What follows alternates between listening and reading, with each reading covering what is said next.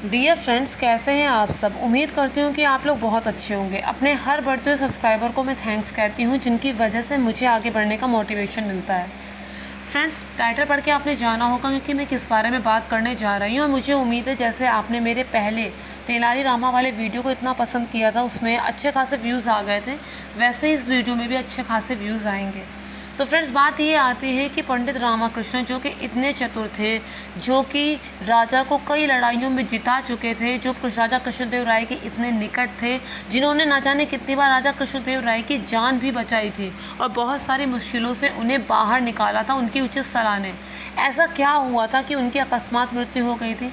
तो फ्रेंड्स, कई बार ऐसा होता है कि इंसान यश तो बहुत पा लेता है, लेकिन उस सम्मान को भोगने के लिए उसका जीवन इतना लंबा नहीं होता। और वैसे भी कहा जाता है कि ज़िंदगी बड़ी होनी चाहिए, लंबी नहीं। ऐसा ही था कुछ पंडित रामाकृष्णन के साथ। उनकी मृत्यु बड़ी ही दुर्भाग्यपूर्ण थी, और क्योंकि वो इतने चुलबुले, इतने हंसमुख थे कि जब उन्होंने उनकी मृत्यु का समाचार राजमहल पहुंचा था कि वो मरणासन है, कभी भी मृत्यु को प्राप्त हो सकते हैं, तो उस समय राजा कृष्णदेव राय को इस बात पर यकीन नहीं हुआ था। उन्हें लगा ये उनका कोई मजाक है।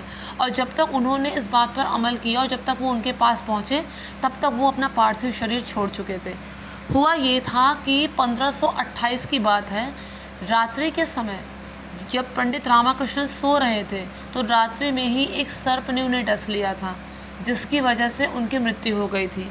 उस समय जो भी उपाय किए जा सकते थे उनको बचाने के लिए वो हुए, लेकिन उनकी मृत्यु नहीं टाली जा सकी। वो अंत समय में एक बार राजा कृष्णदेव राय, जो उनके इतने निकट थे, जो उनके परम मित्र थे, उनसे मिलना चाहते थे। और ये संदेश राजमहल तक पहुंचा था, लेकिन उन्हें ऐसा लगा कि ये पंडित रामाकृष्णन का कोई नया मजाक होगा, कोई नई युक्ति होगी, और वो समय पर उनसे मिलने नहीं गए। बाद में जब उन्हें पता चला तो इस बात का उन्हें बेहद दुख हुआ, बहुत कष्ट हुआ। फिर उसके बाद उन्होंने कुछ ऐसे डिसीज़न लिए जिससे हम ये कह सकते हैं कि उनमें भले शक्ति हो। जो उनके 20 साल का उन्होंने जो राजनीतिक जीवन अपना बिताया था, उस राजनीतिक जीवन में भले उन पर शक्ति हो, क्योंकि उन्होंने कई मुश्किल लड़ाइयाँ भी जीती थी, लेकिन उनमें बुद्धि उतनी नहीं थी। वो अपने हितैषी और अपने उचित सलाहकारों को ही अपना दुश्मन समझ बैठे थे। हुआ ये था कि उन्होंने अपने पुत्र को युवराज घोषित कर दिया, फिर उसे महाराज बनाया। महामंत्री ने सिर्फ इतना कहा था कि अभी उनके ना तो इतनी उम्र है और ना ही, तो आप उन्हें अभी महाराज मत बनाइए। लेकिन राजा कृष्णदेव राय कहाँ मानने वाले थे, उन्होंने उन्हें महाराज घोषित कर दिया। फिर एक दिन ऐसा हुआ कि किसी ने साजिश करके उनके पुत्र को भोजन में जहर दे दिया, जिससे उसकी मृत्यु हो गई। वो अपने पुत्र के वियोग में इतना ज़्यादा पागल हो चुके थे कि उन्हें ऐसा लगा कि ये महामंत्री की ही कोई चाल होगी, यही चलता था मेरे बेटे से। तो उन्होंने क्या किया, महामंत्री के बेटे को मृत्युदंड सुना दिया। इस तरह से उसकी भी मृत्यु हो गई और उस महामंत्री की आंखें भी निकलवा दी। जब तक उनका क्रोध शांत हुआ तब तक बहुत देर हो चुकी थी। उसके बाद उन्होंने महामंत्री से कहा कि मैं अपने किए पे बहुत शर्मिंदा हूँ, मैं क्षमा चाहता हूँ, मैं ताउम्र आपकी देखभाल करूँगा, यानी उन्हें धन से उनकी देखभाल करेंगे।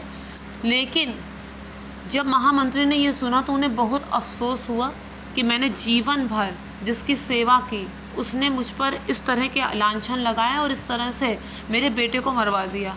तो उन्होंने क्या किया, विजयनगर राज्य को ही छोड़ दिया और बाद में तिरुपति में जाकर बस गए। वहाँ जाकर वो रहने लगे।